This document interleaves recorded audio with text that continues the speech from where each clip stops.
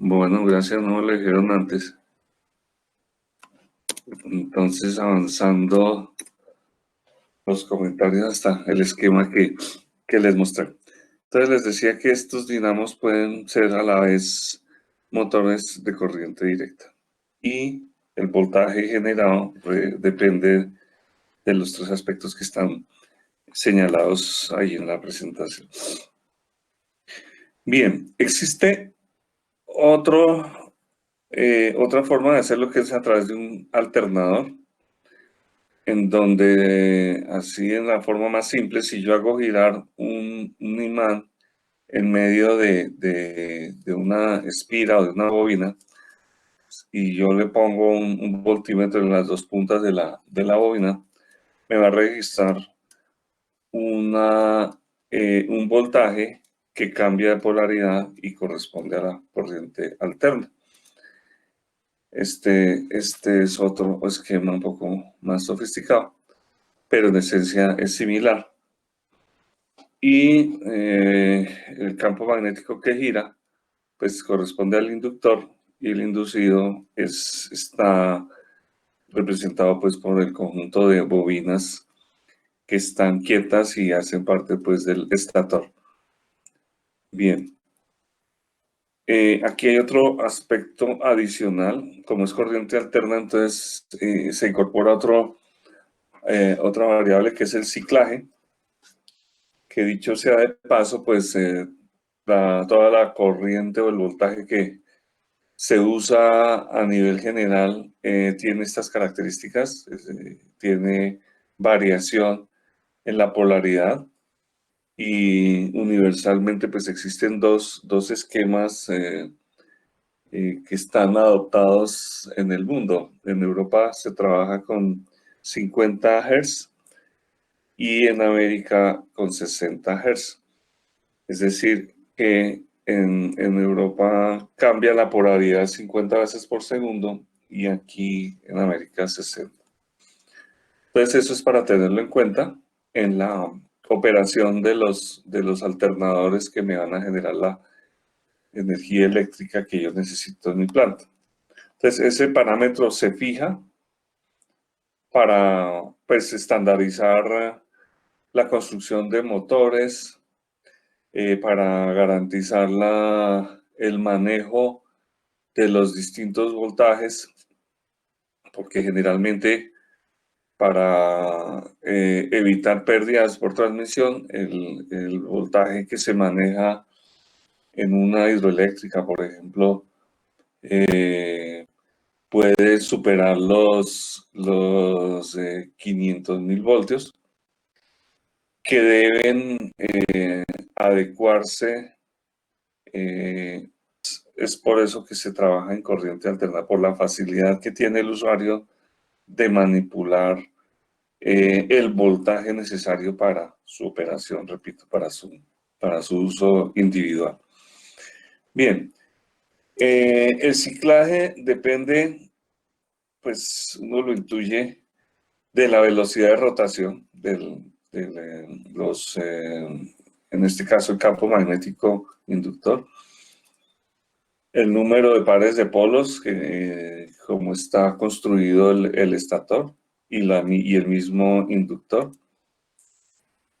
Y el otro aspecto importante, similar al caso de los dinamos, es el voltaje generado, que depende de la cantidad de espiras también, de la intensidad del campo magnético y de la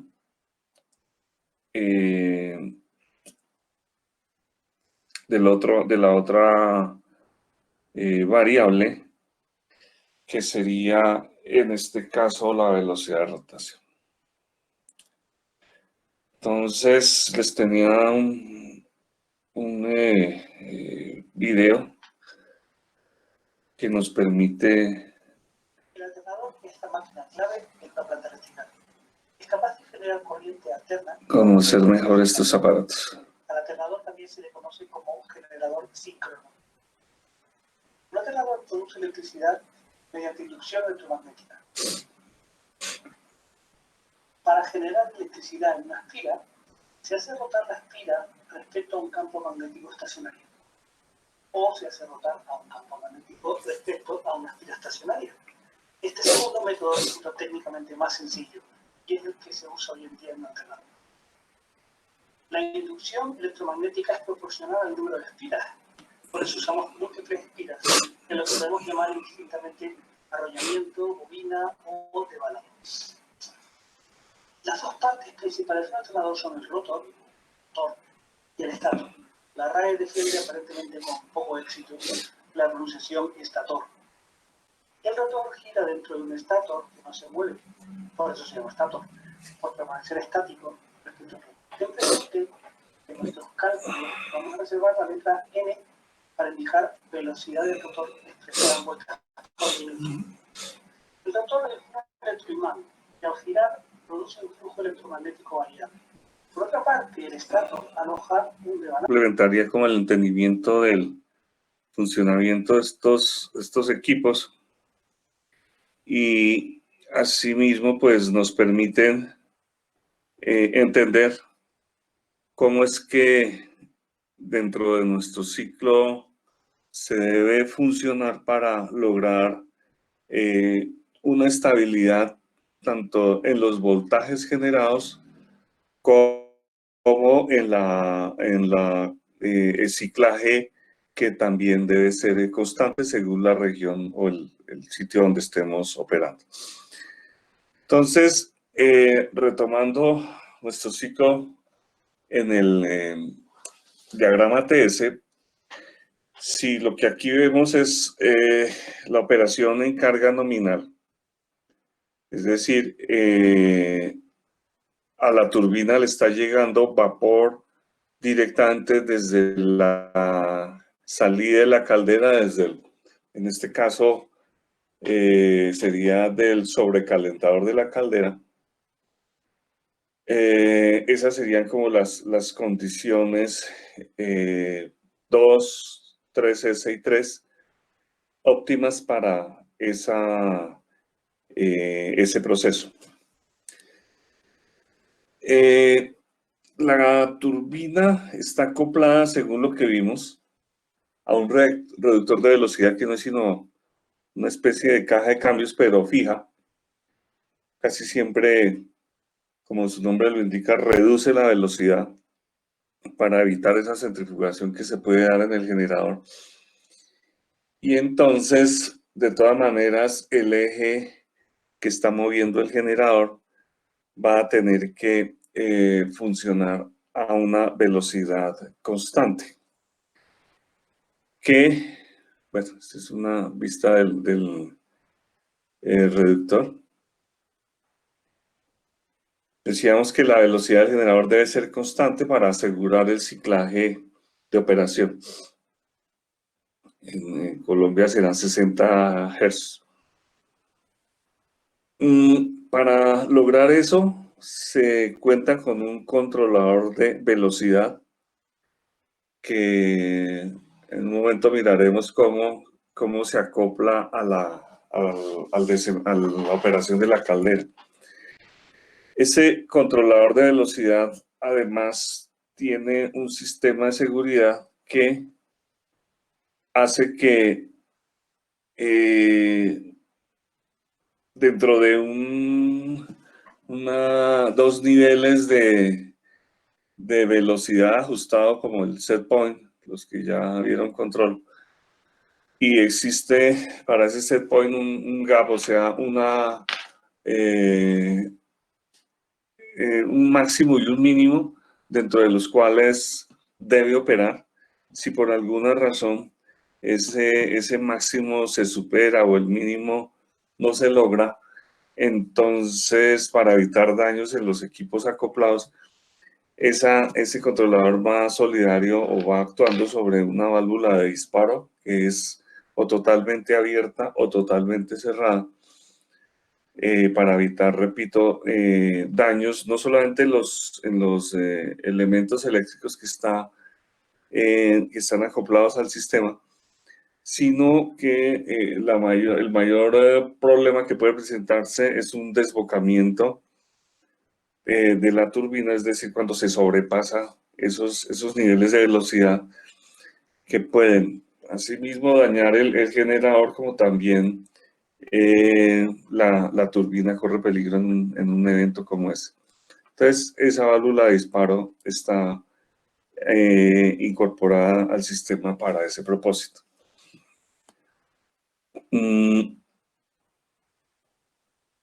Por otro lado, debe garantizarse el voltaje constante. Es decir, que la variable que veíamos nosotros que influía sobre el voltaje, pues ya deja de serlo, ya comienza a ser un parámetro que es la velocidad. Es decir, el voltaje no va a variar porque por cambios, porque no los va a haber, obviamente, en la velocidad. Entonces, el voltaje debe estarse también definido, y aquí vemos que debe ser también constante, porque si se cambian los voltajes pueden dañar también los equipos eléctricos. Es decir, esos dos parámetros que eran variables ya deben ser fijos y no deben variar.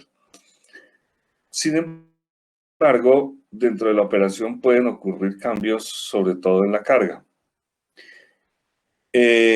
Por ejemplo, si estamos trabajando en carga nominal, o sea, al máximo seguro, al haber una disminución en la carga, es decir, trabajando por debajo de los valores de diseño, eso sucede porque, por ejemplo, se apaga un motor grande, o se apagan luces, o se deja de consumir parte de la energía que se estaba consumiendo anteriormente en carga nominal.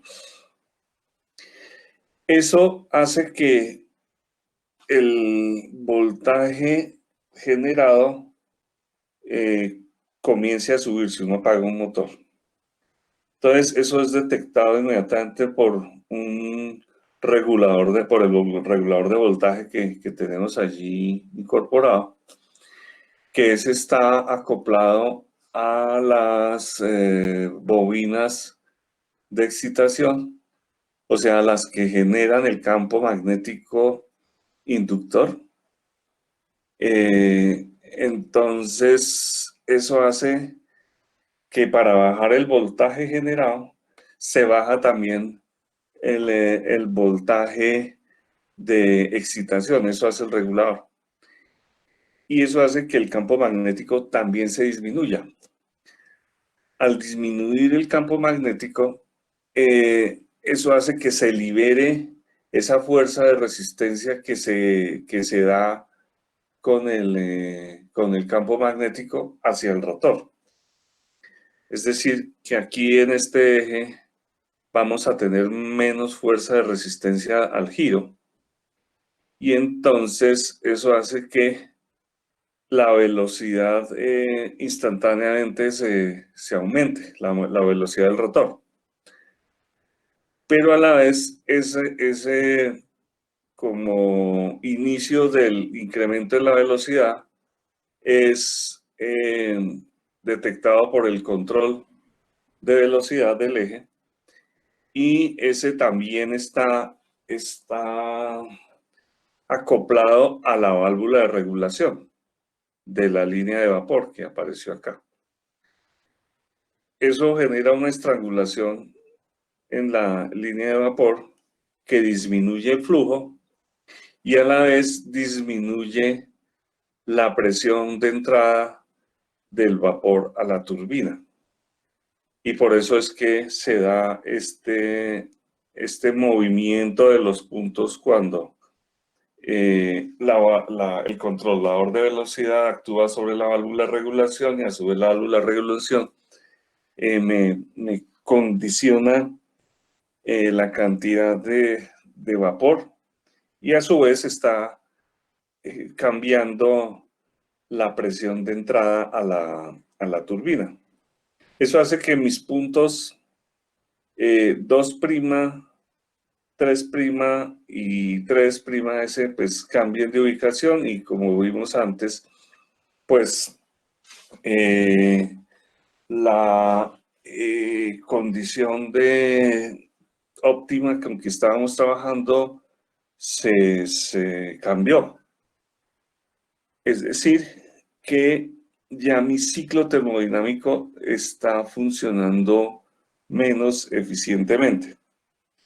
Entonces, para entrar hasta cierto punto a optimizar lo que veníamos trabajando en forma óptima, pero que tuvo variación, entonces es necesario que el punto,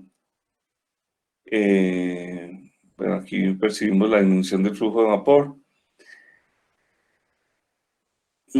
eso hace que el trabajo específico, o sea, a pesar de que el delta H, la entalpía de entrada es la misma, pero la entalpía de salida, en este caso 3', es mayor que la de 3 anterior. Eso hace que el delta H en la turbina sea menor.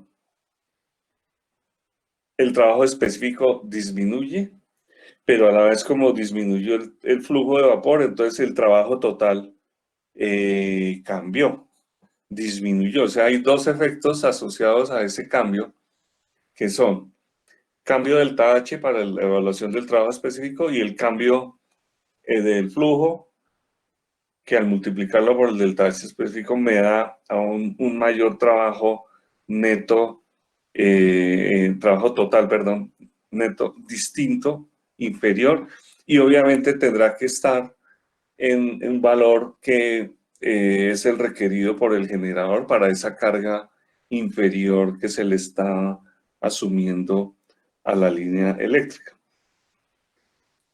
Entonces nosotros podemos, en este caso, disminuir la temperatura de sobrecalentamiento, entonces eso se actúa sobre la caldera, disminuyendo la cantidad de consumo de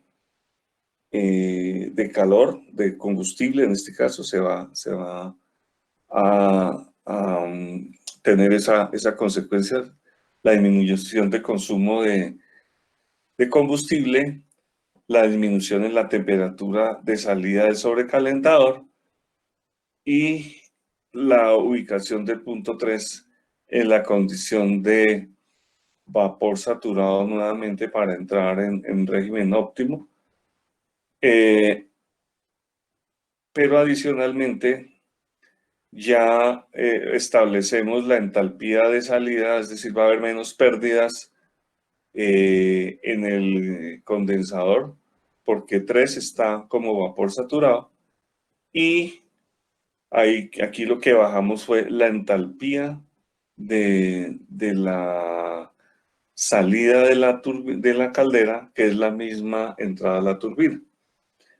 Entonces, toda esa modificación se da cuando trabajamos en carga parcial. Adicionalmente,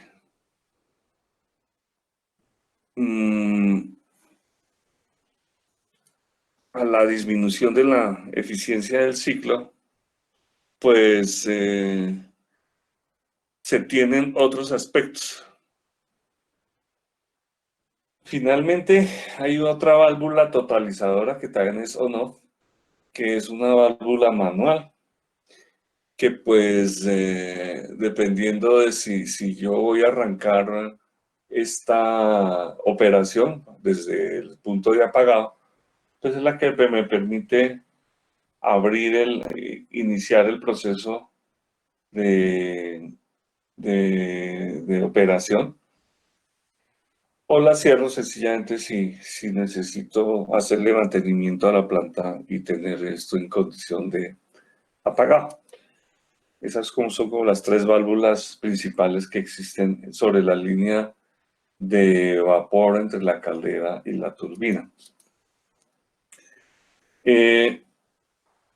Complementariamente a esto, cuando se trabaja en flujo parcial, Las turbinas, al igual que las bombas, que ustedes se acuerdan por su curso de fluidos, traen por parte del fabricante, suministran una carta que tienen las curvas características de ese elemento, que nos permite correlacionar la caída, hablando de las bombas exactamente, que es también aplicable a las turbinas, pero en sentido contrario.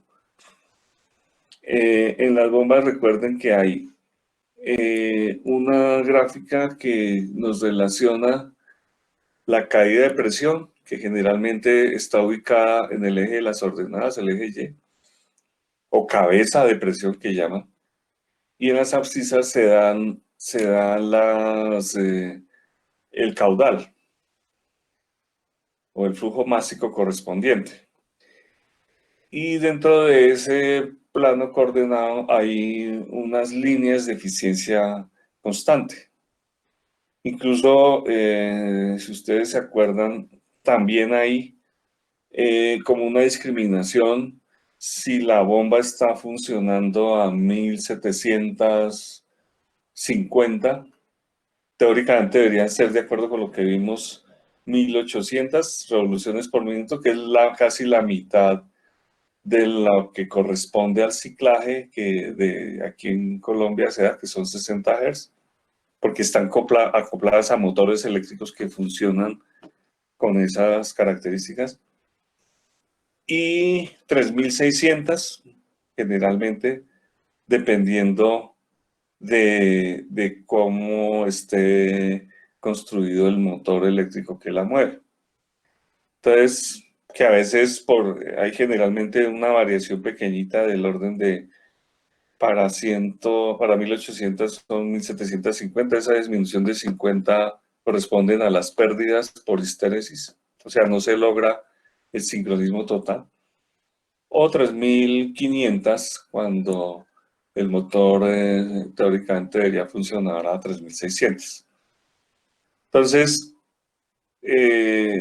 volviendo a lo de la curva característica, esa curva característica me permite a mí poder definir para esa bomba que me suministra el constructor sus condiciones de operación.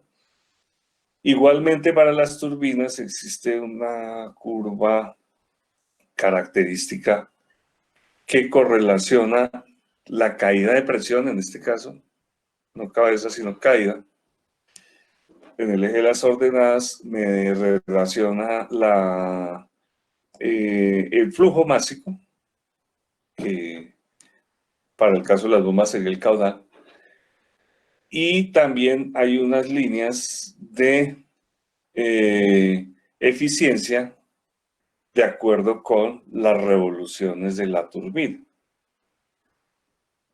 Todo esto para indicarles que cuando se trabaja en carga parcial, la eficiencia de la turbina también cambia y generalmente disminuye esa eficiencia.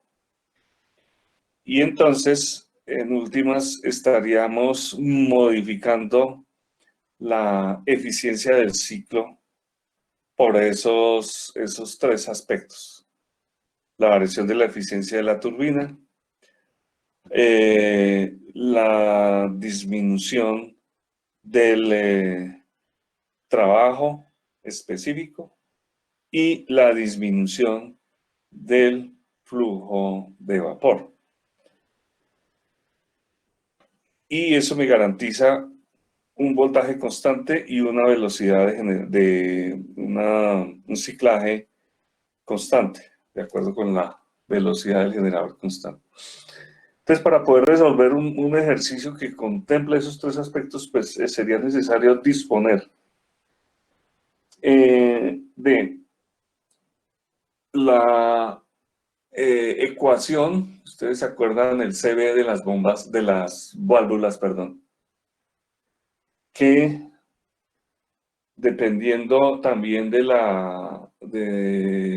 quien la construye, le da uno de esos parámetros, y eso a su vez depende de el flujo de vapor el cambio en el flujo de vapor depende del diámetro de la tubería, depende de las condiciones del vapor a la entrada, depende del CV de la bomba, y eso redunda en un cambio en la presión y un cambio en el flujo. O sea, esos dos van de la mano. Para poder calcular el efecto de la eficiencia de la turbina, pues también me tocaría disponer de esa curva característica para poderme ubicar cuando me cambien la presión y el flujo máximo. Yo ahí podré ubicar la eficiencia con la cual estaría trabajando bajo esas condiciones. Y lo que sí podemos trabajar de acuerdo con lo que sabemos en termodinámica es lo que corresponde a la disminución en el trabajo específico, de acuerdo pues con las gráficas y con lo que hemos visto. Entonces, el desarrollo de un ejercicio completo, cuando se funciona en carga parcial, se hace un poco más complejo, pero nosotros, con todos los elementos que hemos mencionado, podemos evaluar y calcular una condición como esta. O sea, estamos en capacidad de hacerlo si tenemos en cuenta esas tres fuentes de variación: los fluidos, el desempeño de la eficiencia y el trabajo específico, que es el cambio de entalpía, en este caso entre 2' y 3'. No sé si tengan alguna pregunta al respecto.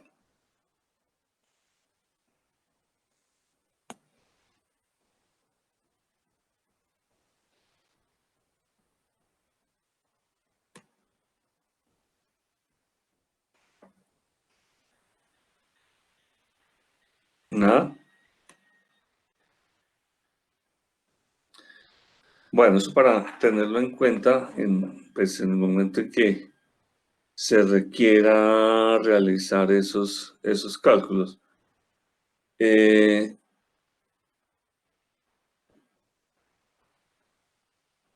No sé si ya hayan empezado a trabajar con el taller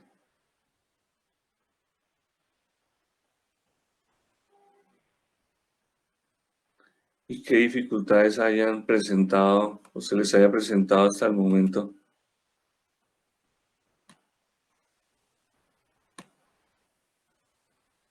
Profe, pues digamos, por lo menos no arrancó a trabajar con el taller. Yo fui de pronto uno de los que le envió un correo Sí, antes de señor. ayer para confirmar mi grupo. Entonces, Ah, sí, ustedes sugerían ser el grupo 7, pero en la mañana del lunes tres compañeros tuyos sí. se adelantaron y ellos son el grupo 7 y lo voy a... Ah, sí, exacto, para que de Ya. pronto Entonces, nos informe bien, ya reviso la tablita que tengo. para actualizarla y saber cómo. Eh, precisamente, de acuerdo con lo que vimos, esa temperatura nos la dan las condiciones óptimas de operación, que a su vez esas condiciones óptimas las determina la presión intermedia. Dentro del ejercicio que hay que hacer, recordemos, cuando uno define la presión intermedia, estar por aquí, si ubicamos ah,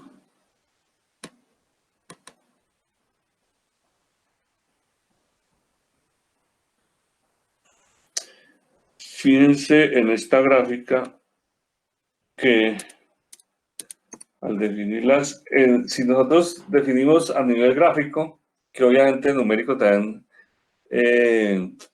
nos conlleva lo mismo, para cada presión intermedia existirán dos puntos óptimos, que serían el 5 y el 3, que a su vez me permiten encontrar, o a ellos les corresponde el punto 2 y 6 a la entrada de cada una de las turbinas. Que si es muy alto, la presión intermedia, voy a obtener este resultado, incluso numéricamente también. Que si es muy baja como esta, voy a tener un desnivel como el que encontramos allí. Y la idea es encontrar esta verde que me permite entrar en condiciones óptimas. Es decir, que para cada presión, tanto de caldera como de condensador, le corresponde una presión intermedia óptima en donde se espera que la temperatura 2 y 6 sean la misma, como quiera que salen de la misma caldera.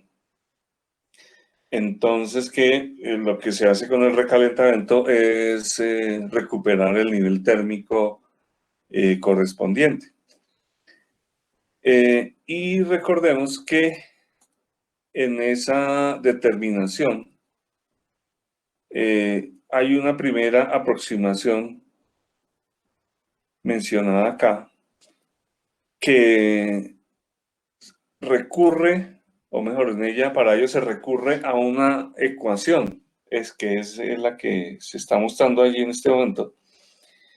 Pero esa presión intermedia óptima cercana, dijéramos, esa ecuación es una que vamos a trabajar y a deducir en el tema de refrigeración, sino que yo la traigo acá porque nos sirve para lo que está allí planteado, para tener una primera aproximación a esa condición buscada de presión óptima intermedia. Dependiendo, o sea, no se puede decir que esa es, pues sí está cercana, pero es necesario como ajustarla de acuerdo como se hizo al inicio de la sesión anterior, que fue para un solo punto, pero aquí nosotros lo recalcamos en las dos, ¿dónde está? Ah, que me estoy subiendo. Aquí. Después de tener esa presión intermedia, nosotros calculamos la temperatura 2, teniendo en cuenta esta ecuación, que es la ecuación de proceso cuando se tiene una eficiencia isentrópica distinta del 100%. Entonces, con esto nosotros vamos a las tablas, definimos el intervalo cuando hay una variación entre la S2 calculada y la S2 de las tablas, que recordemos lo de las tablas nos muestra el comportamiento en cuanto a propiedades del vapor en la zona de sobrecalentamiento, que debe obviamente corresponder a las condiciones de operación dadas. Y por eso es necesario realizar el cálculo tanto de dentro del intervalo que encontremos donde hay el cambio, repito, del S2 calculado con el S2 tabulado, asumiendo que esa es una línea recta, y calculamos H2 y S2 con estas expresiones, estas últimas. Esta sería S2 calculada y la T2 también calculada con el valor de la S2 cuando ese calculado es igual al de las tablas. O sea, cuando encontramos esta situación, que es el punto como de verificación, pero ya es un cálculo analítico, porque encontramos el intervalo en donde está la solución, que es esta, y asumimos que en este intervalo hay una línea recta, que es lo que se asume cuando uno interpola linealmente unos valores. Entonces, esa temperatura, pues no nos la dan porque hay que encontrarla. Es la temperatura 2 que cumple con este proceso cuando la presión de salida es esta. Y para esa presión de salida, que va a ser la misma de entrada en la siguiente turbina, pues habrá que hacer lo mismo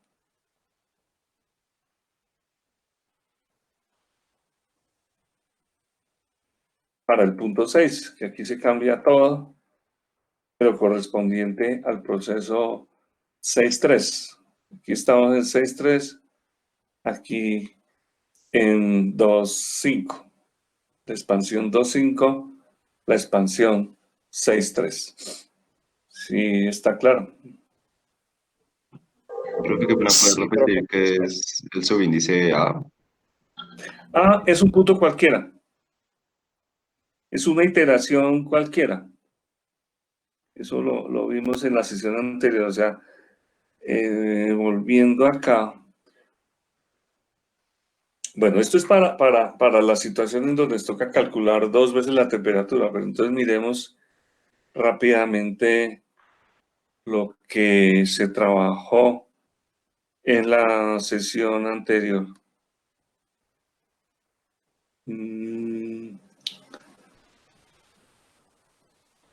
Esto tal vez fue aquí.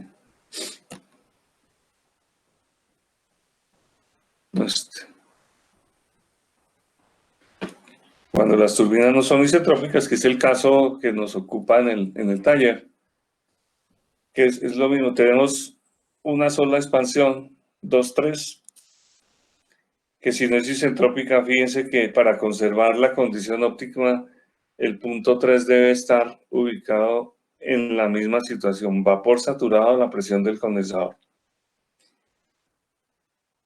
Fíjense que se mantiene. Aquí cambiaría la temperatura 2 y el objeto es encontrar esa temperatura 2. ¿Cómo?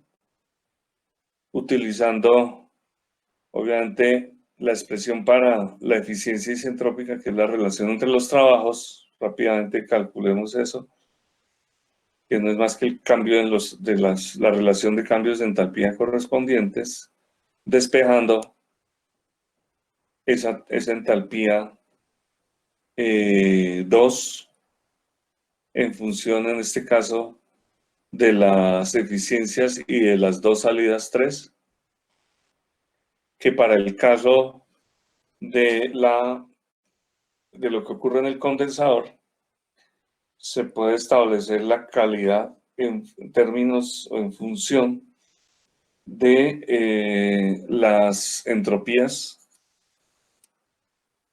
que también es válido hacerlo en función de las entalpías.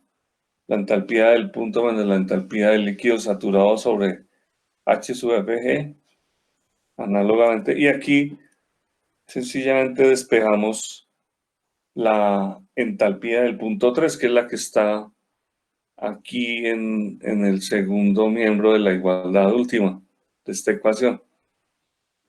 Entonces, al reemplazarla, no sin antes simplificar un poco, que para ese mismo proceso de evaporación o de condensación se aplica la ecuación combinada de primera y segunda ley, en donde al hacer la integral, en este caso, desde 4 hasta 3, estamos hipotéticamente hablando de una vaporización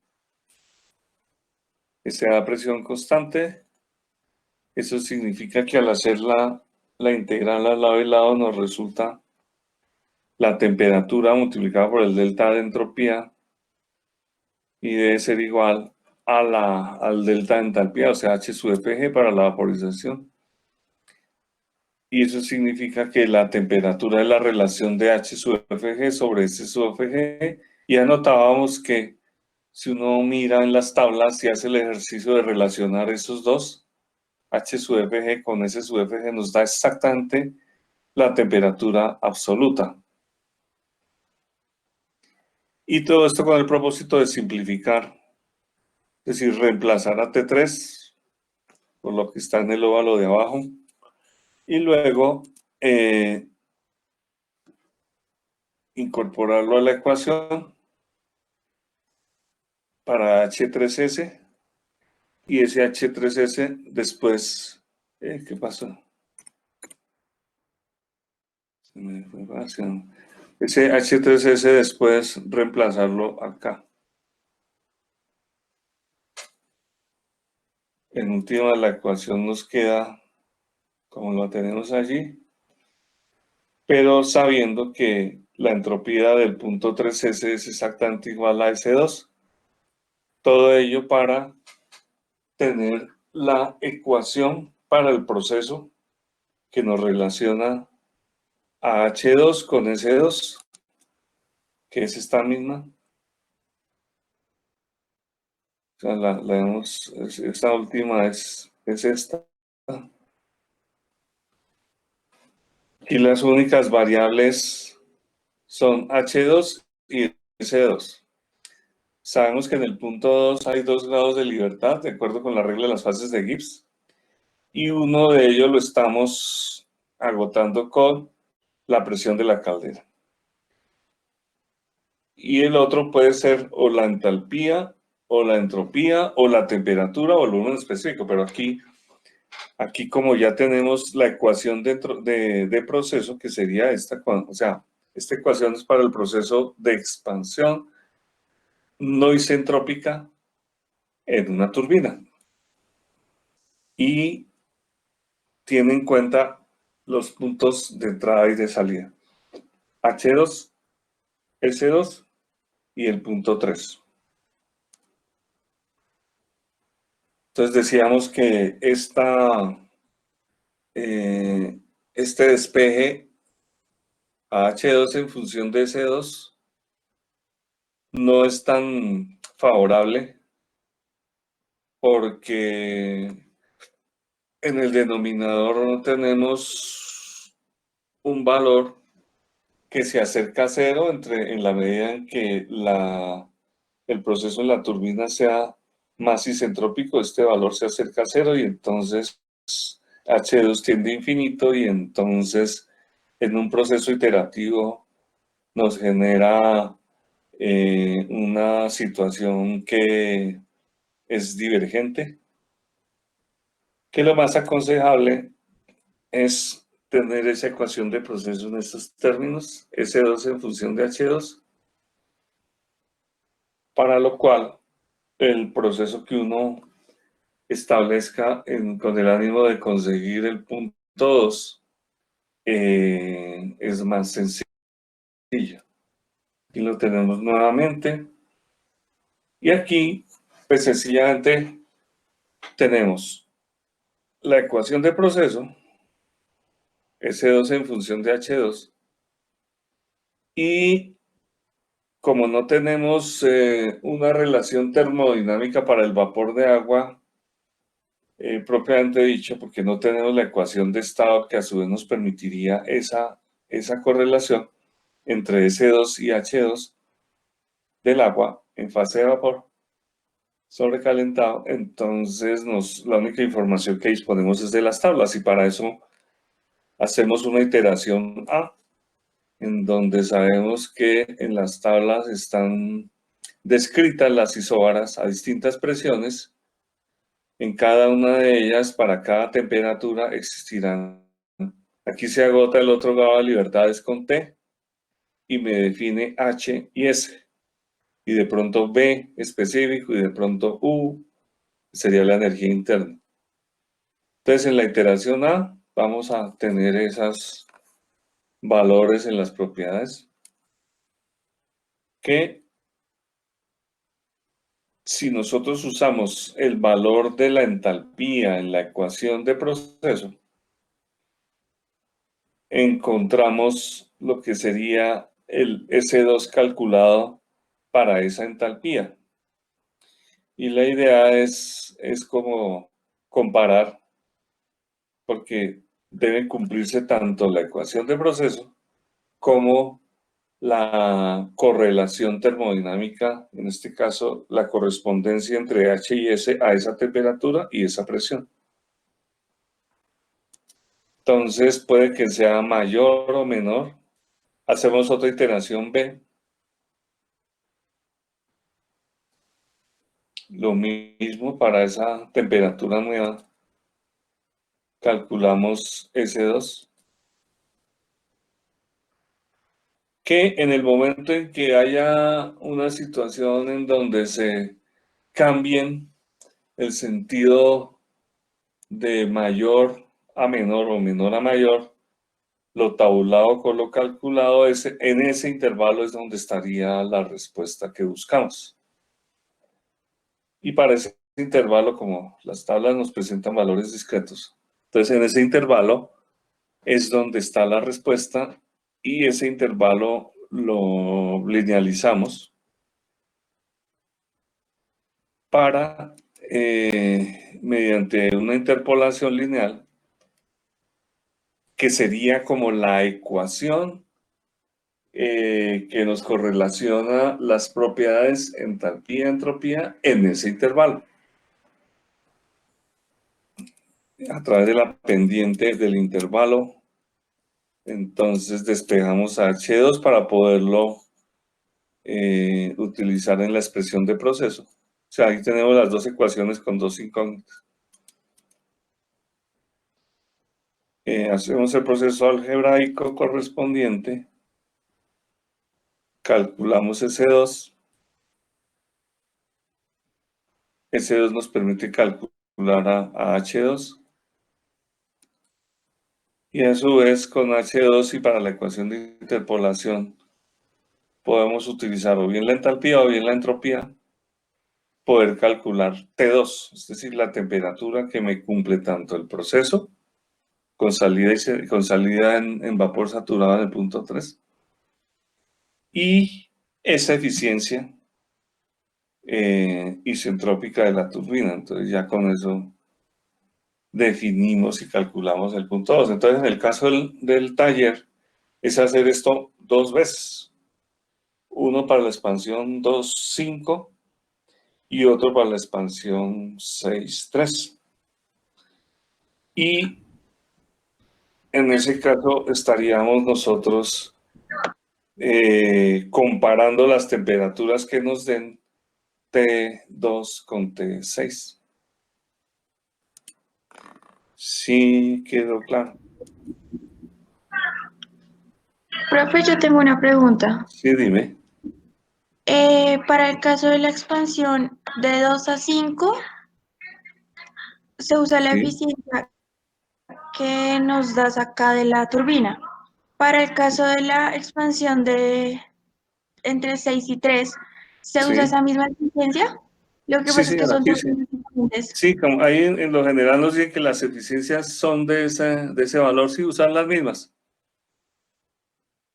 Ah, listo, profe, A pesar gracias. de que nosotros sabemos en una situación como en un desarrollo más riguroso, tendríamos que conocer las eficiencias de etapa. O sea, todo lo que vimos al comienzo podría usarse. Pero pues como no nos dan otra información, pues asumimos que es la misma en toda la expansión de cada una de las turbinas. O sea, eso nos facilita pues los cálculos. Profe, otra pregunta. Sigamos ¿Sí? con la aproximación que hicimos de la presión y hacemos los cálculos pues, de las temperaturas T2 y T6.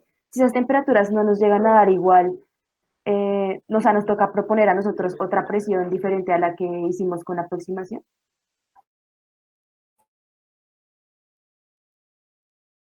De acuerdo con el desnivel presente, con los criterios, uno ajusta la presión intermedia con los criterios que vimos a nivel gráfico.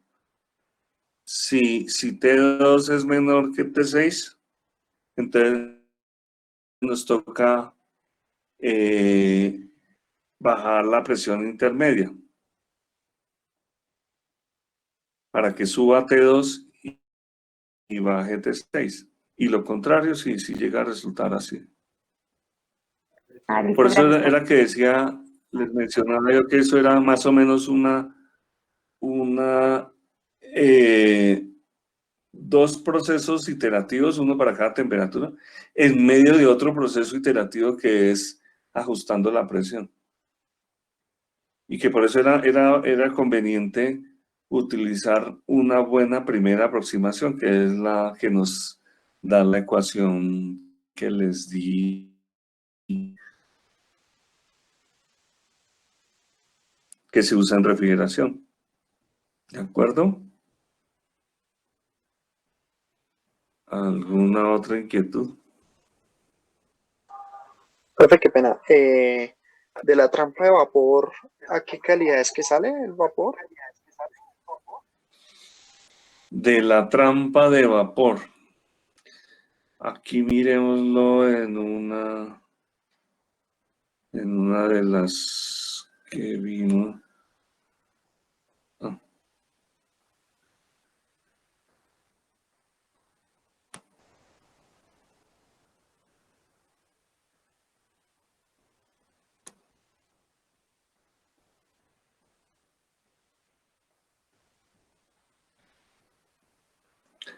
De la trampa de vapor,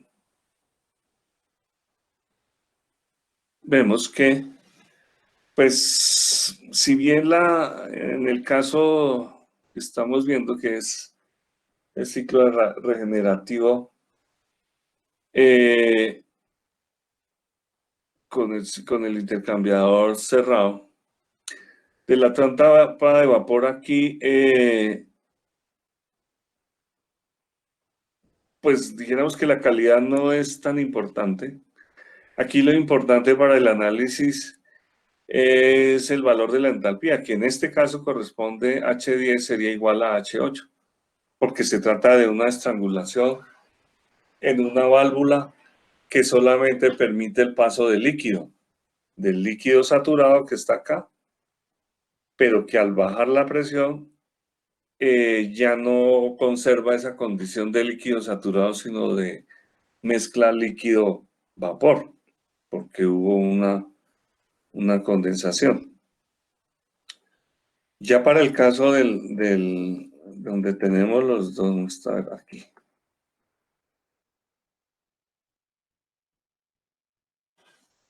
El caso, esta gráfica correspondería al taller, pero con bombas y turbinas isentrópicas, que no es el caso del taller.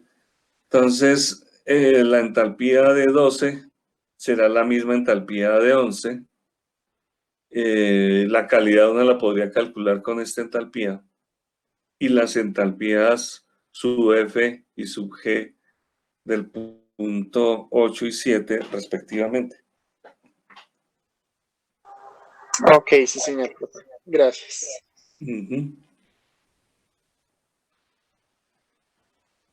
¿Algo más que quieren que miremos en detalle?